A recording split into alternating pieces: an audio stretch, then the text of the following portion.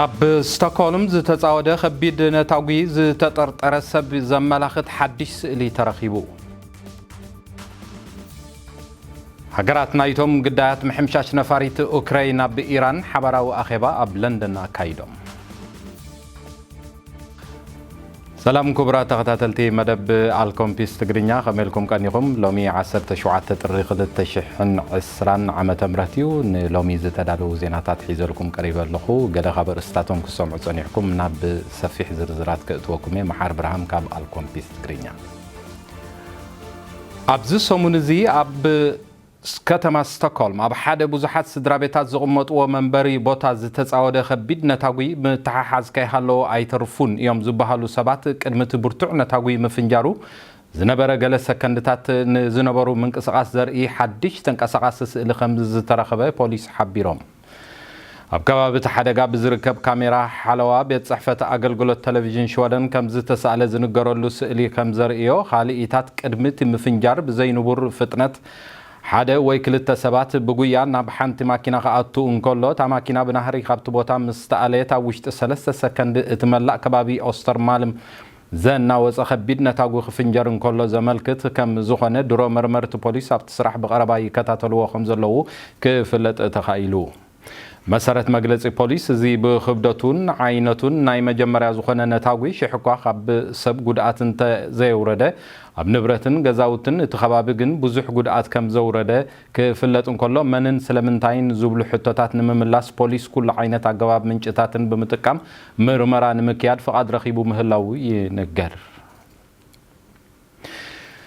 በሰንኪ ኣብ ሃገሮም ዝተላዕለ ውግእ ሕድሕድ ንስደትን ገልታዕታዕን ዝተቃልዑ ሶርያውያን ዝበዝሑ ኣብ ሽወደን ካብ ዝኣቱ ኣብ መብዛሕትአን ላዕለዋይ ደረጃን ዩኒቨርሲታት ሽወደን ብብዝሒ ኣትዮም ይመሃሩ ከም ዘለዉ ሓደ ሓድሽ ዝወፀ ጸብጻብ ኣረጋጊጹ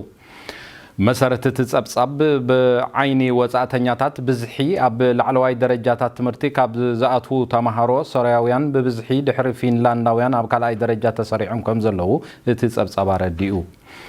ደርጋ መብዛሕቶም ሶርያውያን ስደተኛታት ምስ ጽቡቕ ነጥቢ ካልኣይ ደረጃ ትምህርቲ ሒዞም ናብ ሽወደን ከም ዝመጹን ኣብ ሽወደን ንዝወሃቦም ፈተናታት ደረጃ ብምሕላፍ ናብ ላዕለዋይ ደረጃ ትምህርቲ ብብዝሒ ከም ዝኣትዉ ተፈሊጡሎ ካብ 2016 ሒዙ ዝተመዝገበ ደረጃ ውጽኢት ሶርያውያን ተማሃሮ ብቐጻልን ዓበየ ከም ዝመጸን ኣብ 2019 ጥራይ 2100 ሶርያውያን ተማሃሮ ኣብ ላዕለዋይ ደረጃ ትምህርቲ ከም ዝኣተዉ ኣብ ዝመጽእ ዘሎ ዓመት ዝቁጽር ዚ ብዕጽፍ ክኸውን ትጽቢት ከም ዘሎ ተጸብጻብ ኣመልኪቱ ኣብ ሽወደን ኣብ ልዕሊ ኣብ ክሊ 9 ክሳብ 11 ዓመት ቆልዑ ዝበጽሕ መጥቃዕትን ስርቅን እንዳዓበየ ከም ዝመጸን ብሳዕቤኑ ከዓ ብዙሓት ቆልዑ ብዝወረዶም ዘሎ ክትራንን ዘረፋን ይጉድኡ ከም ዘለዉ ክፍሊ ምክልኻል ገበን ሽወደን ኣፍሊጡ እቲ ብተደጋጋሚ ብዓብይ ዋሕዝን ናብ ፖሊስ ብዛዕባ ዝጉዳይ ጥርዓን ይቐርብ ከም ዘሎ ከም ሞባይል ካልኦት ኤሌክትሮኒካዊ መሳርሒታትን ክቡር ዝዋግኡ ክዳውንትን ብካልኦት ቆልዑን ዓበይትን ስርቅን ክትራንን ከም ዝካየደሎም እቲ ሓበሬታ ኣመልኪቱ መሰረት ሓበሬታ ምክልኻል ሓገዝ ስተድ ሰንትሩም በዚ ገበን ግዳያት ዝኾኑ ቆልዑ መንእሰያት ብ31 ሚእታዊት ከም ዝዓበየን ኣብ ዓመት 2019 ጥራይ 2480 ፍጻመታት ከም ዝተመዝገቡ ክፍለጥ ተኻኢሉ መብዛሕትኡ ናይ ስርቅን ዘረፋን ኣብ ከተማ ወጽእ ኣብ ዝበለ ቦታን ሓሓሊፉ ከዓ ኣብ ውሽጢ ማእኸል ከተማ ከም ዘጋጥም እቲ ጸብጻብ ኣረጋጊጹ ኣብታ ዝሓለፈት ሰሙን ብሚሳይል ሰራዊት ኢራን ብጌጋ ተሃሪማ ዝወደቐት ነፋሪት ግዳያት ዝኾኑ ሃገራት ትማሊ ሓሙስ ኣብ ለንደን ብምርኻብ ብዛዕባ ዜጋታቶም ዝበጽሐ ጉድኣትን ቀጻሊ ስራሕን ብዝምልከት ተራኺቦም ከም ዝተመያየጡ ሚኒስትሪ ጉዳያት ወጻኢ ሽወደን ሓቢሩ ኣብቲ ብደረጃ ሚኒስትራት ጉዳያት ወጻኢ ናይ ካናዳን ኣፍጋኒስታን ሽወደን ኡክራይንን ዓባይ ብሪጣንያን ዝተረኸቡሉ ኣኼባ በተሓደጋ ህይወቶም ንዝሰኣኑ ሰባት ስድራቤቶም ግቡእ ሕኻሕሳን ደገፍን ክወሃቦም ብሓባር ከም ዝሓተቱ ዜና ኣመልኪቱ ሚኒስትሪ ወጻኢ ጉዳያት ሽወደን ኣን ሊንደ ኢራን ኣብቲ ዝግበር ምርመራ ልዑል ምትሕብባር ክትገብርን ንግዳያት ቤተሰቦምን ግቡእ ዝኾነ ካሕሳን ደበስን ብቕልጡፍ ከተተግብር ጸዊዓላ መንነት ግዳያት ኣብ ምፍላጥን ቆንስላዊ ሓገዝ ቤተሰብ ናይቶም ግዳያት ብኸመይ ክሳለጥ ከም ዘለዎ እውን እቶም ሰበስልጣን ኣብቲ ኣኼባ ከም ዝተመያየጡ እቲ ዜና ኣረዲኡ ኣብዚ ሓደጋ 17 ዝኣኽሉ ሽወደናውያንን ነበርቲ ሽወደን ዝኾኑ ሰባት ግዳያት ከም ዝኾኑ ይዝከር ናይዛ ዓመት እዚ ናይቲ ብማይ ብሉማ ዝተባህለ ዝፍለጥ ግብረ ሰናይ ንጥፈት ዝውዕል ስእሊ ብሓደ ወዲ 14 ዓመት ቆልዓ ተሳኢሉ ከም ዝተረከበ ክፍለጥ ተኻኢሉ እዚ ዩኤል ፐርሲ ዝተባህለ ቆልዓ ንመሰል ህፃናት ዝጣበቕን ዝሕግዝን ግብረ ሰናይ ማሕበር ማይ ብሉማ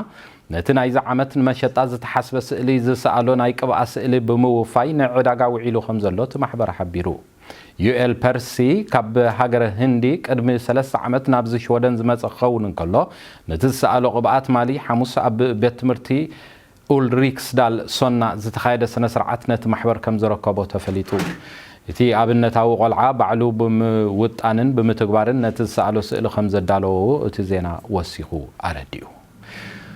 ዝኸበርኩም ተኸታተልቲ መደብና ስጋብ ሕጂ ክትከታተልዎ ዝፀናሕኩም ናይ ሎሚ መዓልቲ ዜና እዩ